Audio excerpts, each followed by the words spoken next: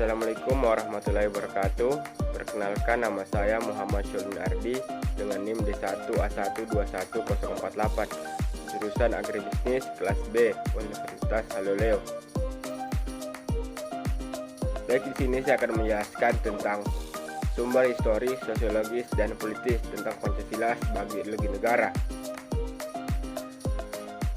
Sumber historis sebagai ideologi negara. Pada bagian ini akan ditelusuri kedudukan Pancasila sebagai ideologi oleh para penyelenggara negara yang berkuasa sepanjang sejarah negara Indonesia.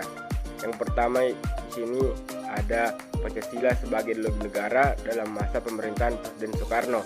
Pada masa pemerintahan Presiden Soekarno, Pancasila ditegaskan sebagai pemersatu bangsa.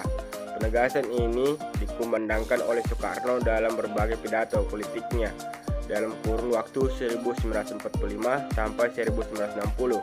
Namun, seiring dengan perjalanan waktu, pada kurun waktu 1960 sampai 1965, Soekarno lebih mementingkan konsep Naskom atau nasionalisme, agama, dan komunisme sebagai landasan politik bagi bangsa Indonesia.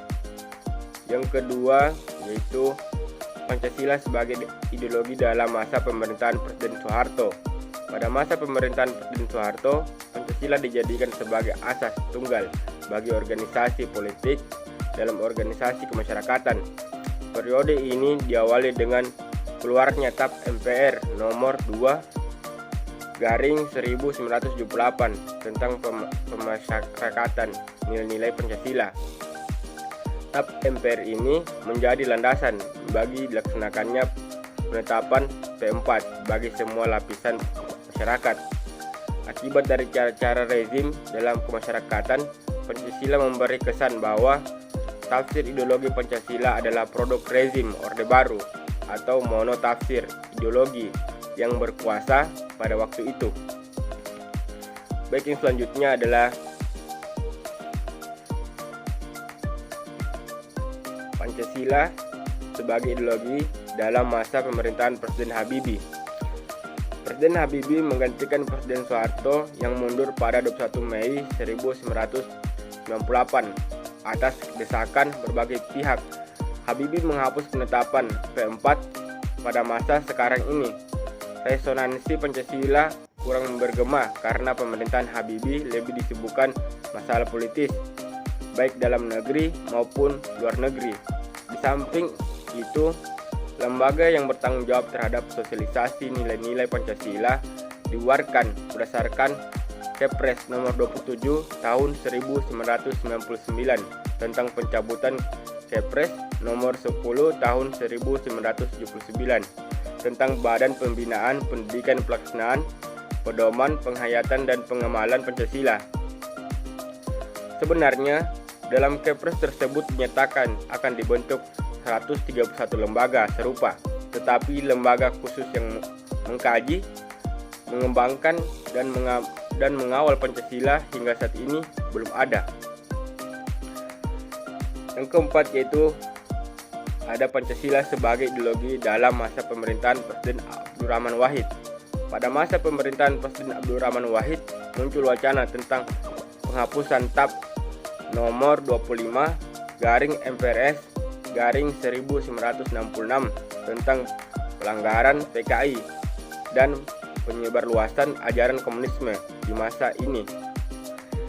Di masa ini yang lebih dominan adalah kebebasan berpendapat sehingga perhatian terhadap ideologi Pancasila cenderung melemah. Yang selanjutnya yaitu sumber sosiologis Pancasila sebagai ideologi negara. Pada bagian ini akan dilihat Pancasila sebagai ideologi negara berakar dalam kehidupan masyarakat.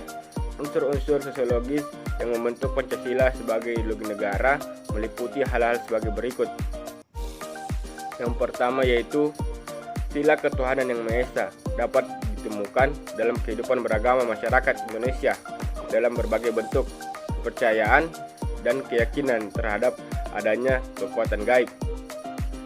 Yang kedua yaitu sila kemanusiaan yang adil dan beradab dapat ditemukan dalam hal saling menghargai dan menghormati hak-hak orang lain, tidak bersikap sewenang-wenang.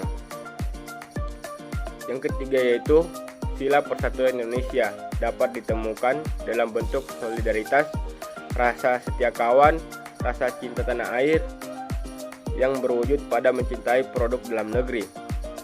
Yang keempat yaitu ada sila kerakyatan yang dipimpin oleh hikmat kebijaksanaan dalam permusyawaratan atau perwakilan, dapat ditemukan dalam bentuk menghargai pendapat orang lain, semangat musyawarah dalam mengambil keputusan. Yang kelima yaitu ada sila keadilan sosial bagi seluruh rakyat Indonesia, tercermin dalam sikap suka menolong, menjalankan gaya hidup sederhana, tidak menyolok dan berlebihan. Baik, sekian dari presentasi saya hari ini. Bila ada salah kata mohon dimaafkan. Wabillahi taufiq wal hidayah. Wassalamualaikum warahmatullahi wabarakatuh.